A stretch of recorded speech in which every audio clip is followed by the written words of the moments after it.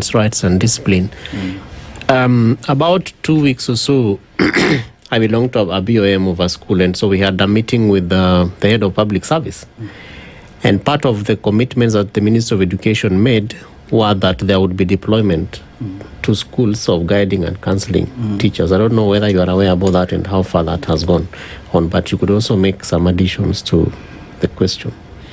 Yeah, I do not have updates at the moment how far it is gone, but again, maybe coming to your question in terms of balancing children's rights and also issues of indiscipline, I think as mentioned by my colleague, teachers are professionals, and I think there has been so much effort by both government and development partners. I remember some time back, UNICEF supported the Ministry of Education in conducting training of teachers on safe schools model, and I think quite a number of teachers were trained on that. But again, I think it is important to note that there is teacher attrition. So we train the teachers, some leave, some retire, and again, we need to train them to build their capacity. And again, I think in colleges, the focus is much more on the curriculum rather than these other issues of safety, the legal instruments, and all that. So I think it's important, again, for TSC, once they recruit teachers, and not only TSC, because we also have teachers in private schools, once they recruit teachers, they provide some kind of an induction to teachers on these issues, particularly on issues of safety, and also the legal instruments that are there that guide the managing and handling of learners in school.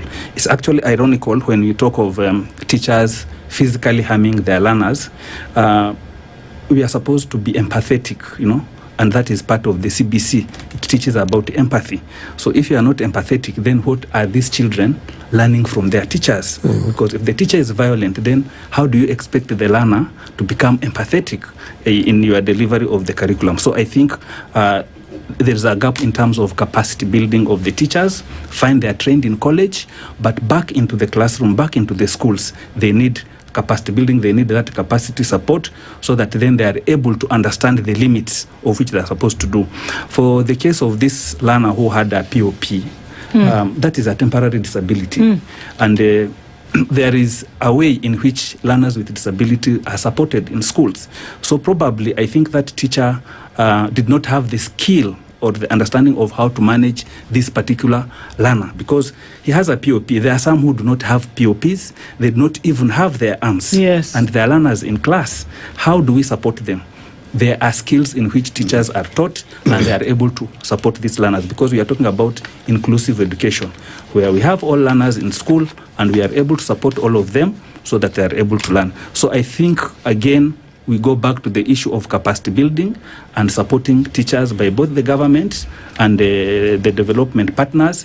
And also, coming back to the issue that my colleague mentioned, you mentioned about, I think, the tripartite. You have the parent, you have the learner, you have the teacher, all of them working together. So I think there is also a need to enhance communication between the three parties. And as I mentioned earlier, the counseling also needs to extend to the parents, because some of the families have issues and these issues are reflected in school, and all that comes to the teacher. Then the teacher asks themselves, how much can I do? Teach the children, provide guidance and counseling to these children, and then you have the parent at home who has issues. Because there was a certain case or an example that was mentioned in one of the staff rooms that I was, when I was teaching, that there was a learner who was being provided guidance and counseling. She carried some item to school, and when the teachers discovered that item, which I would not mention, it's not a good thing, then they summoned the mother to come to school. And then when the mother came, was casually asking the child, umebeba hii kitu ukakuja nayo shule? Then the teachers are wondering, we are trying to to advise this learner, but the parent herself is using this particular item. So how do we balance this? So I think there is that need for the counseling of the caregivers or parents, the learners, and the teachers together, and enhancing that level of communication so that all of us speak one language in supporting this particular